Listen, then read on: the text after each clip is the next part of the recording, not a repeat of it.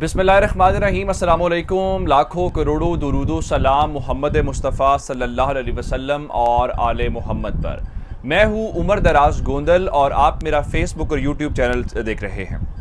जो आज की सबसे बड़ी खबर है वो ये है कि वो जो बड़े बड़े दावे करने वाले हैं, वो जो ताकतवर हैं, उन सब को अपनी गलती का एहसास हो गया है और इमरान खान हुकूमत से बाहर बैठ के अपना बहुत बड़ा केस जीत गए। उस केस का ताल्लुक किस तरीके से ओवरऑल पाकिस्तान के अंदर जो इमरान खान कहते रहे हैं कि मुझे ये मसाइल हैं, ये वजह है कि मैं डिलीवर नहीं कर पाता, और उस वक्त आइन, जमहूरियत, कानून और इख्तियारात की तकसीम, इस किस्म के आर्गूमेंट्स दिए जाते थे।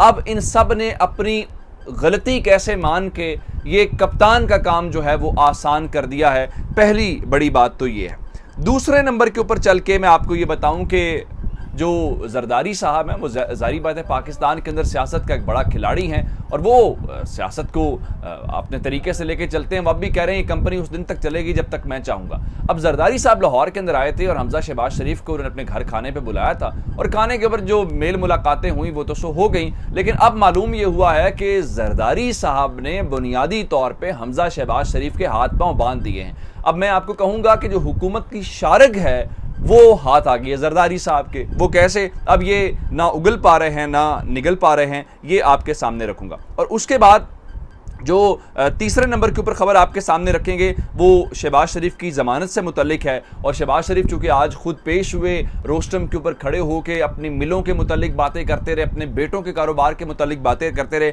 उस हवाले से भी चीज़ें हैं। फिर उसके बाद मैं आपको एक और बात बताऊँगा कि आज अखबारात के अंदर आधे सफ़े का इश्तिहार क्या लगवाया गया है। और उसके बाद जो है मिफ्ता इस्माइल साहब ने जो पेट्रोलियम मसनूआत की कीमतों के मुतालिक बात की, तमाम तफसीलात आपके सामने रखेंगे। लेकिन अगर आपने अभी तक चैनल सब्सक्राइब नहीं किया और आप चाहते हैं कि आपको मुस्तनद और बरवक्त खबरें मिलती रहें तो हमारा चैनल सब्सक्राइब कर लीजिए, बेल आइकन के ऊपर क्लिक कर लीजिए ताकि हमारी आइंदा आने वाली वीडियोज़ बर वक्त आप तक पहुँच रहे। मैं आपको एक खबर इन सब खबरों से हट के देना चाहता हूँ। वो खबर क्या?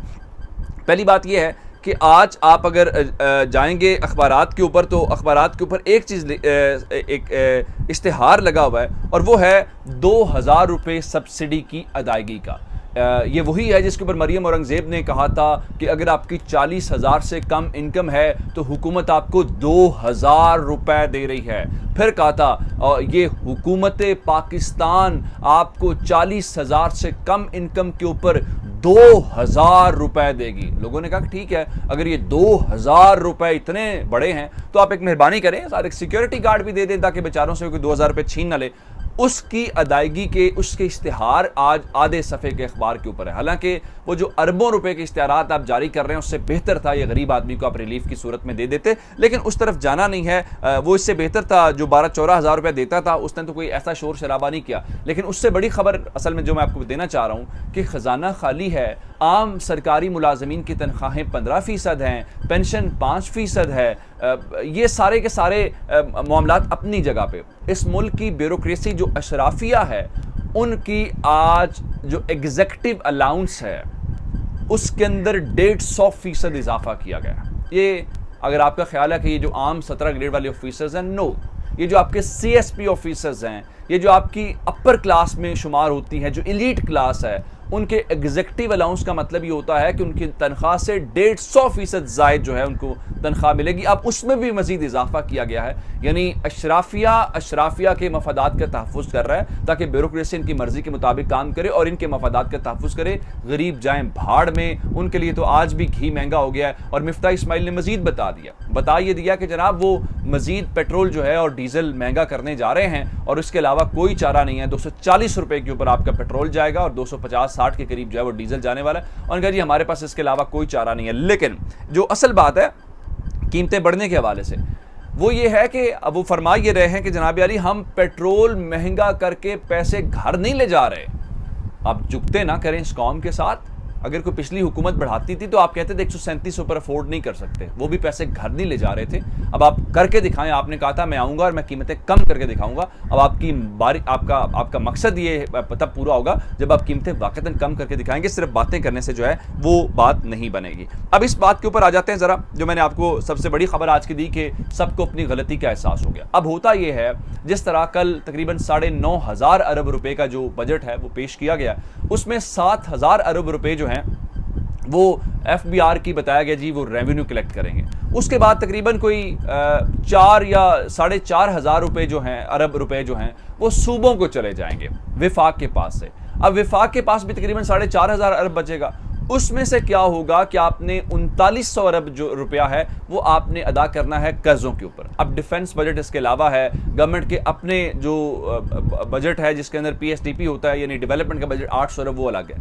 اب یہاں پہ آ کے تحریک انصاف کی حکومت 18ویں ترمیم کے اوپر بات کرتی تھی. وہ کہتے تھے کہ صوبوں کے درمیان جو فائنانس والا فارمولہ ہے یہ ٹھیک نہیں ہے کہ جو قرضوں کی باری ہے وہ ساری کی ساری وفاقی حکومت کے اوپر ہوتی ہے اور باقی جو فائدے ہیں وہ صوبے لے جاتے ہیں, پیسہ بھی صوبے لے جاتے ہیں, قرضوں میں اپنا شیئر نہیں ڈالتے اور وہ وفاقی حکومت کے اوپر آ جاتا ہے, اس لیے ان کو بھی ڈالا جائے. اب آج مفتاح اسماعیل صاحب نے جہاں پہ ساری پریس کانفرنس عمران خان کے خلاف کی, ان کی حکومت کے خلاف کی, تو وہاں پہ بیٹھ کے اس بات کا اعتراف کیا کہ جناب علی جو 18ویں ترمیم کے تحت جو اس کو کہتے ہیں کہ 18ویں ترمیم ختم ہونے کی بات ہوئی اور کہا کہ وہ جو فائنانس والا معاملہ ہے وہ ٹھیک نہیں ہے, جس کا مطلب یہ ہے کہ پاکستان جو پیپلز پارٹی ہے اس کو بھی اس چیز کا اب احساس ہو گیا ہے. اب دیکھیے اس کے اوپر ڈیبیٹ کیسے کرتے ہیں. یہ بات عمران خان اور ان کی حکومت کہتی رہی, جس کے اوپر یہ کہتے تھے کہ یہ 18ویں ترمیم کو رول بیک کرنا چاہتے ہیں, یہ آئین کے خلاف ہیں, یہ اختیارات کی تقسیم کے خلاف ہیں. لیکن جب اب بات اپنے گھر میں آئی ہے تو یہ سارے اعتراف کر رہے ہیں کہ عمران خان جو بات کر رہے تھے وہ بالکل ٹھیک تھی. اس کی وجہ یہ ہے کہ آپ صوبوں کے پاس سارے پیسے دیں گے لیکن صوبے قرضے میں بھی تو حصہ ڈالیں.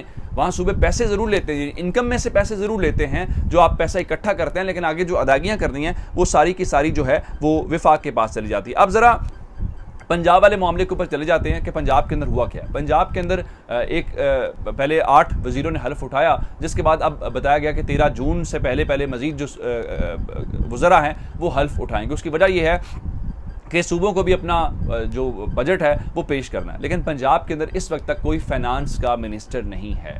یعنی آپ اندازہ کریں کہ بجٹ اگر مثال کے طور پہ اس مہینے میں پیش ہوگا تو پاکستان کی صورتحال یہ ہے کہ ایک صوبے کے اندر ایک حکومت ہے اور اس کا کوئی فائنانس منسٹر نہیں ہے. کوئی ایک بجٹ آئے گا وہ اس کے سامنے اس کو بیوروکریسی والے لکھ کے دے دیں گے, وہ بول دے گا. اس سے آپ اندازہ کریں کہ ہماری حکومتیں کتنا سر کھپاتی ہیں, ان کا کتنا انٹرسٹ ہوتا ہے یا ان کے لیے کتنی سیریس چیز ہے. سمپل یہ ہوگا کہ ایک منسٹر آئے گا, جو بھی اس کو میں بتا دیتا ہوں, پیپلز پارٹی والے ایسا لڑائی سکتی ہے. پیپلز پارٹی کہہ رہی ہے کہ فائنانس منسٹر ہمارا ہونا چاہیے, لیکن نون لیگ کو پتا ہے کہ فائنانس منسٹر ان کے پاس چلا گیا تو ہمارے ہاتھ سے تو گیم نکل جائے گی, پھر تو ان کی ہمیں باتیں ساری ماننی پڑے گی, اور فنڈز جو ہیں وہ چونکہ انہوں نے کرنے ہیں تو وہ اپنے MNS کو زیادہ ایلوکیٹ کریں گے اور اپنے MNS کو زیادہ جلدی جاری کریں گے, ہمارے روک لیں گے, تو اس سے پرابلم ہوگی. اب یہ مجتبیٰ شجاع الرحمان صاحب جو ہیں, جو پہلے ایجوکیشن منسٹر کے طور پہ بھی کام کر چکے ہیں, ان کو نون لیگ لانا چاہتی ہیں, لیکن زرداری صاحب نے ان کی شارک پکڑ لی ہوئی ہے. زرداری صاحب کو پتا ہے کہ یہ جیسے ادھر ادھر ہوں گے وہ ہلکا سا ہاتھ کھینچیں گے